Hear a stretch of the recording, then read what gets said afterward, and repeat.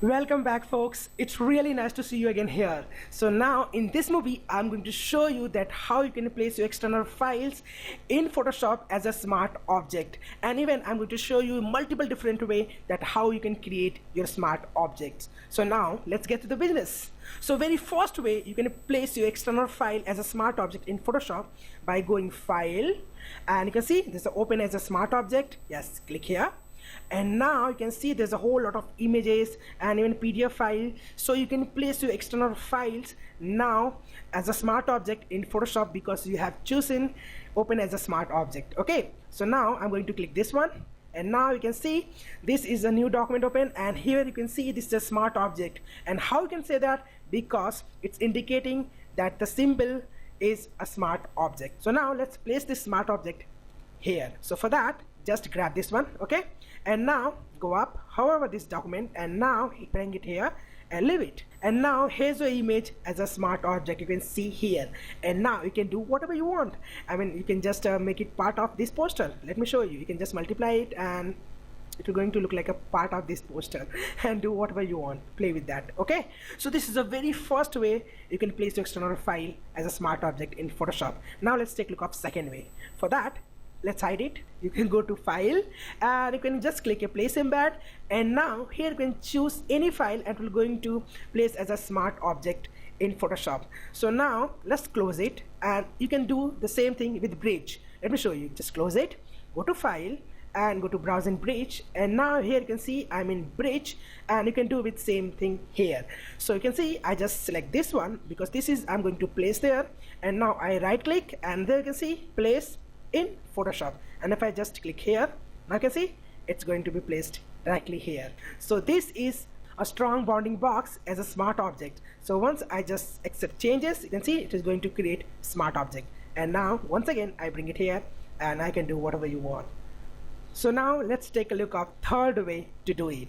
For that, what I do, I just grab this one, put it here. So now it will going to make it half of my window, and same thing I just do with this one.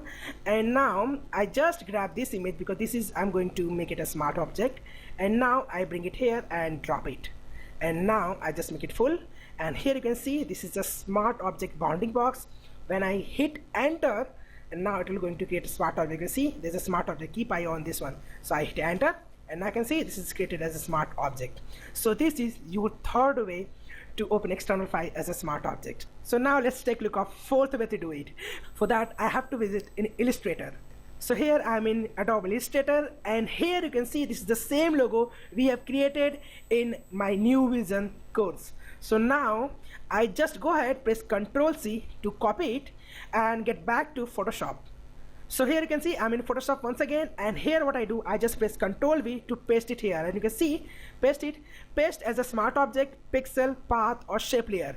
Well, I'm going to paste it as a smart object, and now I click OK, and now you can see it's placed as a smart object. And now what I can do, I can just press enter, and you can see this is the vector object, and you can see this is as a smart object. So let's hide this one, and you can just press Ctrl T to transform it, and you can scale it as a big you want because this is smart object.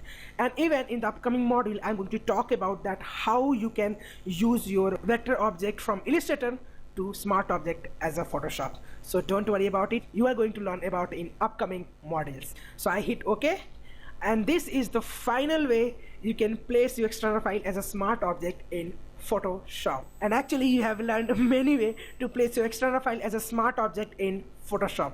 So now let me show you that how you can create your smart object. For that, let me bring another image to Photoshop. So I go to file, browse and Bridge, and here let's make it big. I'm going to bring this one, right click, and now I just go ahead and click open, and now it is going to open in Photoshop. So now here you can see this is open in Photoshop. And now how we can create smart object?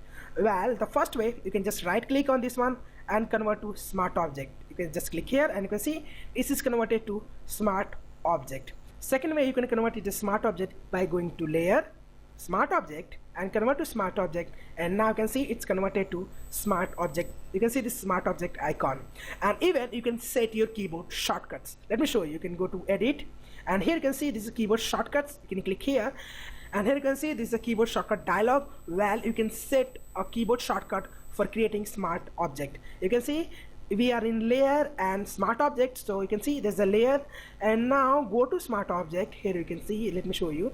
I just go down, there we go, convert to smart object. You can just click here and you can set any keyboard shortcuts you want for creating smart object by just hitting a keyboard shortcuts.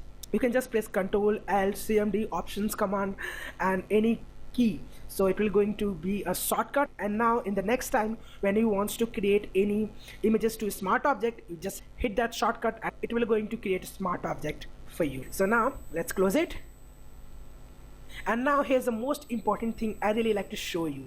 So now go to edit and you can see there's a preference.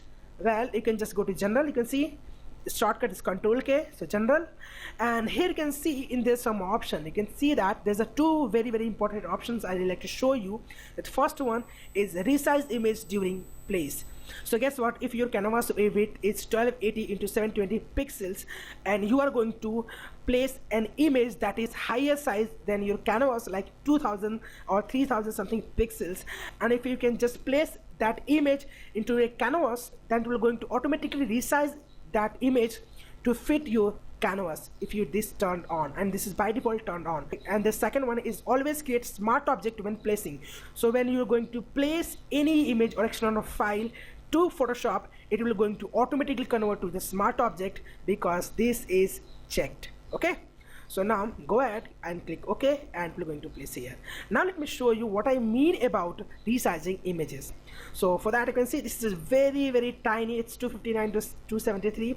Just go ahead, click OK and just press Ctrl 0 to bring it up. Okay, and now what I can do, I go to file, I go to place embedded, and here you can see this image is bigger than this canvas. So let me show you. If I just click this one and select it, then we're going to resize it to fit this canvas. But if I just turn that settings off by resizing automatically, then we're going to make it so much big and you have to resize it.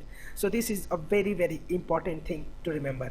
So you have learned a lot in this module. So if you want, then you can just go ahead, repeat it and learn it once again, this module, and then see you in the next movie. Thank you so much.